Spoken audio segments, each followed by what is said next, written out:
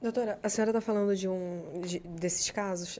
Isso me lembra muito casos em casais, né, onde o parceiro ele é narcisista. Existe algum perfil assim de agressor que a gente pode identificar desde o início? Existe algum alerta, alguma coisa? Eu não diria que tem um perfil, assim, porque às vezes a violência vem da onde a gente menos espera. Mas o que é muito comum a gente ver é o agressor querer culpar a vítima de alguma forma. Eu agi assim porque ela fez aquilo. Eu agia, né? Ele nunca assume a responsabilidade dele. Dificilmente um homem chega que é preso, ele assume que ele fez porque ele fez. Ele vai botar a culpa na vítima de alguma forma. Ah, não, eu fiz isso porque ela me provocou, eu fiz isso porque eu achei que ela estava me traindo. Sempre tem alguma atitude que ele imputa a vítima. Isso é muito comum, né? É uma forma até dele fazer com que a vítima não consiga se perceber enquanto vítima.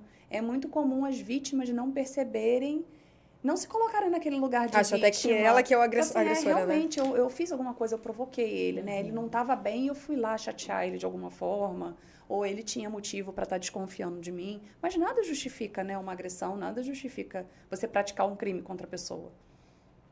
E essa agressão, né, como a senhora colocou aqui no início, não é só física, né? Sim. Ela também é psicológica. Sim. E assim, há mais casos hoje em dia de violência física ou psicológica mesmo? Se eu te falar em números de registro, o maior número de registros que a gente tem na delegacia hoje são de ameaça e lesão corporal. Mas eu não acredito que seja o maior número de casos efetivamente. Como a gente estava falando, a violência psicológica é muito difícil de ser percebida muitas vezes, né? A pessoa vai perceber depois de anos que ela foi vítima ao longo daqueles anos todos de violência psicológica. É aquela pessoa que coloca a vítima para baixo, que desmerece ela de alguma forma, que faz ela acreditar que ela não vai conseguir mais ninguém, que só aquela pessoa tem a capacidade de fazê-la feliz, né? Quando na verdade não faz. Então é aquela pessoa que está sempre diminuindo de alguma forma aquela vítima. Só que ela só vai se dar conta disso, às vezes, depois de anos. Ou às vezes nem se dá conta, né? Ou não, o que acontece bastante. Às vezes até pessoas tentam alertar e a pessoa não consegue se enxergar assim. E principalmente quando envolve a família, né? Sim. Quando você tem filhos. Então ela pensa, acho que deve se pensar, ela pensa muito, né? Como que vai ser com os meus filhos daqui para frente? Discurso, ele nunca encostou a mão em mim, ele nunca me bateu. Né? Mas e existe até aquela frase, né? Se ele encostar a mão em mim, aí eu largo, vamos dizer assim. Só que não é só o encostar a mão, né? Mas eu acho que ela consegue, muitas vezes ela só consegue se perceber como vítima quando tem uma coisa efetiva. É a mesma coisa da ameaça. Se a pessoa chega pra você e fala assim, eu vou te matar, não tem interpretação daquilo dali, né? A pessoa tá te ameaçando. Com raiva. Falou porque tava com raiva. Exatamente, mas uma violência psicológica, às vezes são pequenos, né? Às vezes o homem ignora a mulher, né? Desmerece qualquer coisa que ela faz, não dá importância, e aquilo ali vai se somando, né? Com o passar dos dias. E vai trazendo um sofrimento realmente, né? Porque para caracterizar a violência psicológica tem que existir algum sofrimento psíquico daquela vítima. Só que às vezes ela não consegue perceber, porque é tão devagar que aquilo acontece, é um processo, né? Não é uma coisa da noite para o dia. E às vezes para identificar isso é realmente complicado. E assim, doutora, a delegacia da mulher, ela tem como prevenir casos de feminicídio? Ela tem alguma maneira de atuar na prevenção dos casos? Então, na verdade, a Polícia Civil, assim, falando em termos de atribuição, a Polícia Civil ela tem a função de repressão de crime, né? Se você olhar lá na Constituição, essa é a função.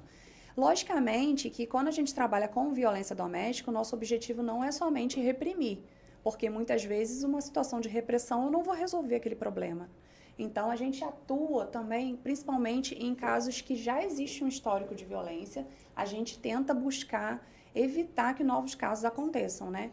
A gente precisa, obviamente, da notificação daquele caso e a gente monitora aquela situação dali para evitar novos crimes e também o crime de descumprimento de medida protetiva. Então, toda vez que uma vítima vai à delegacia e informa qualquer tipo de crime, ela requer uma medida protetiva, a gente faz o acompanhamento daquele caso dali para tentar evitar. Logicamente, a gente não vai conseguir evitar todos, né?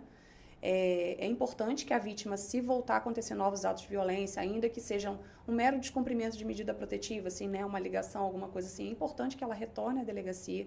até para a gente ter ciência, né, do que está acontecendo e a gente possa atuar.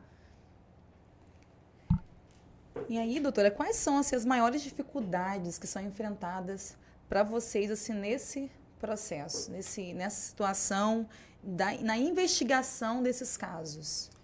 Normalmente, quando as vítimas procuram a delegacia, é naquele primeiro momento ali que elas estão com raiva, né? Então, assim, o que acontece com relativa frequência é isso. Ela, naquele momento ali, ela se encorajou, ela foi ali, fez o registro de ocorrência. No calor da emoção, no né? calor da emoção. Aí, o que acontece? Às vezes, ela não volta nem para fazer o corpo de delito, por exemplo, né? Num caso de lesão corporal. Ela simplesmente desaparece, você não consegue mais contato, você não consegue contato com... Aí ela menciona uma testemunha, mas aquela testemunha não quer ir à delegacia. Acontece isso com frequência, porque às vezes a própria testemunha fala, mas eu já fui uma vez e ela voltou com ele, e eu fiquei mal na história. Então, assim, a gente encontra ainda muita resistência das pessoas em se meter nessas situações. Então, assim, o principal, logicamente, a palavra da vítima tem muita relevância. Então, a maior dificuldade é realmente a vítima depois não contribuir com o que ela precisa fazer, que é ir ao IML, se for o caso de lesão corporal, né? Muitas vezes acontece de no dia seguinte ela já não querer mais. Então, a gente encontra alguns óbices, né? Se não tiver outra prova, a gente acaba meio que se perdendo naquele inquérito. Mas, tirando isso, assim, é a questão das testemunhas. A gente encontra muita dificuldade com testemunhas. Se não for uma testemunha da família, dificilmente vizinho quer ir à delegacia. As pessoas têm um certo receio. A gente está até com uma seguidora aqui, a Ellen, ela está perguntando se nesses casos onde a pessoa, né, a vítima não percebe, existe a possibilidade de alguém denunciar para que haja um acompanhamento psicológico para tentar ajudar essa pessoa? Então, a gente já recebeu, eu já passei por alguns casos na delegacia de violência psicológica, de lesão corporal também, que não foi a vítima que foi a delegacia. É um terceiro, né? Um terceiro. A pessoa simplesmente, né, se negava a ir por medo, né? Foram alguns casos, mas assim, especificamente a pessoa tinha medo e ela só teve coragem de dar o depoimento dela depois que ele foi preso. Só que assim, estava muito bem, né? A pessoa que foi lá fazer o registro tinha outras testemunhas, assim, testemunhas indiretas, né? Ninguém tinha presenciado. Mas já tinham visto ela machucada, tinha todo um contexto de violência, ela vivia com medo de tudo, então, assim, os amigos tinham percebido, e aquelas pessoas contribuírem muito. Ela chegou a ir no juiz dizer que não tinha acontecido nada, enfim. E as desculpas são muitas, Nossa, né? E por Eu medo caí, ainda, escorreguei, bati por na medo. porta do carro. E por isso que é tão importante a gente não julgar, porque a gente não sabe o que a pessoa vivencia ali dentro, né, de casa. Então, é importante a gente tentar... Como é importante ter uma família, às vezes, que te acolha e fale, não, eu vou segurar sua mão e vou com você, independente de você estar querendo ir. Uma hora você vai. E depois daquele trabalho todo, assim, né? No primeiro momento, ela só foi contra a situação. E depois que ele estava preso, ela se sentiu à vontade, né? Encorajada para falar. E, assim, praticamente só confirmou o que todo mundo já sabia, né? Ele já tinha sido indiciado, já tinha sido denunciado, já tinha sido preso, inclusive. Mas aí ela teve coragem de contar a história dela. E isso acontece com muita frequência. A questão toda é que, em muitos casos, a pessoa não tem nenhum elemento. Ela ouviu dizer, entendeu? Esse ouvir dizer é bom, assim, que se for uma pessoa da família, que procure alguém da família, alguém próximo, um vizinho, que tenha algum elemento realmente que demonstre que aquela pessoa está sofrendo violência. O que seria um elemento, assim? Por exemplo, às vezes acontece de surgir denúncias anônimas, né? Ah, fulano bate em fulano, eu ouço gritaria, não sei o que, não sei o que. A gente vai mandar uma equipe lá para verificar se isso de fato... Às vezes a pessoa não quer aparecer, não quer botar o nome dela ali. Entendi. E é compreensível, a depender da localidade, a pessoa fica com medo, né? A depender do agressor, a pessoa também fica com medo. Então, é natural, a gente sempre vai diligenciar antes, porque, infelizmente, assim, denúncia anônima, às vezes a gente recebe coisas absurdas, né? Coisas que não condizem com a realidade. Então, a gente sempre vai fazer uma verificação preliminar para ver se tem algum fundamento naquilo existindo. Aí, logicamente, a gente vai, né, a depender da circunstância, vai ter que chamar vizinho, mesmo que ele vá lá dizer que não ouviu nada. Eu não sei de nada, não ouvi nada. Vai chamar a vítima. Mesmo quando a vítima quer defender o agressor, ela acaba soltando alguma coisa, ela acaba falando alguma coisa. E a depender do crime, foi como eu falei no início, a gente pode atuar independente da vontade da vítima. Só que tudo fica mais difícil, né? Não vou dizer para vocês que é a mesma facilidade do que se for uma pessoa que for contribuir, que for fazer o exame, que apresentar testemunho. Fica mais difícil, mas assim, não impede que a gente atue. Então, aquela frase também que nós tanto escutamos, né? Quem briga de marido e mulher, ninguém mete a colher. Então, mete. não, tem que meter. Até porque, às vezes, Tem que aquela ajudar briga a ali pode se gente. transformar numa coisa bem mais grave, né? Isso aí. Não, assim, é lógico, né? Você não vai se meter em conversas de casal. Isso é uma coisa, mas quando parte para agressão, Sim. e até agressão psicológica também, e sobre essa questão da agressão psicológica, eu fico assim. Acredito que essa dúvida seja da maioria das pessoas, né? Além de como identificar quem está de fora, como pode ajudar, porque você não tem como comprovar aquilo dali fisicamente. Você vai num instituto médico legal, você não tem como provar aquilo dali. É muito comum, assim, mulheres que sofrem, lógico que nem todas, é por isso que é importante esse encaminhamento ao CEAN, né? Porque ela vai fazer um acompanhamento psicológico e o próprio psicólogo vai poder fazer um laudo, porque às vezes as pessoas têm essa necessidade de papel, né? É lógico que uma narrativa de uma vítima, né, explicando o que ela está sentindo, a angústia que ela está passando. Às vezes, nem para quem vê de fora, nem tem um fato tão grave. Mas para você lendo ali, você ouvindo aquela pessoa, você vê que a pessoa está totalmente abalada pelo histórico de violência que ela vem sofrendo, né?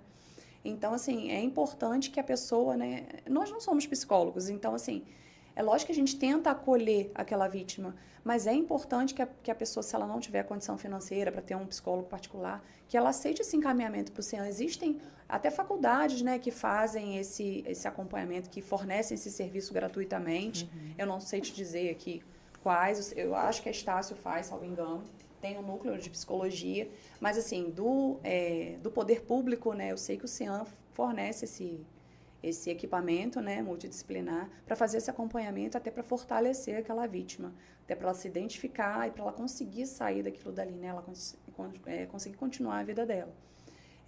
E o psicólogo vai ter condição, né, de dizer, né, de aferir que aquilo ali, que ela é vítima de violência psicológica. Não que eu precise de um laudo, tá? Eu não preciso de um laudo. Eu canso de indiciar pessoas pelo relato da vítima, pelo histórico da vítima. Mas, assim, é mais uma coisa que vai acabar confirmando que ela foi vítima de violência, de violência psicológica. E talvez para ela, ver um profissional falando que ela foi vítima, né, que ela está sofrendo, às vezes, de uma ansiedade por conta daquela violência, talvez aquilo ali, para ela materializar que ela, de fato, foi vítima, seja uma forma positiva dela conseguir virar a página, dela conseguir seguir a vida dela.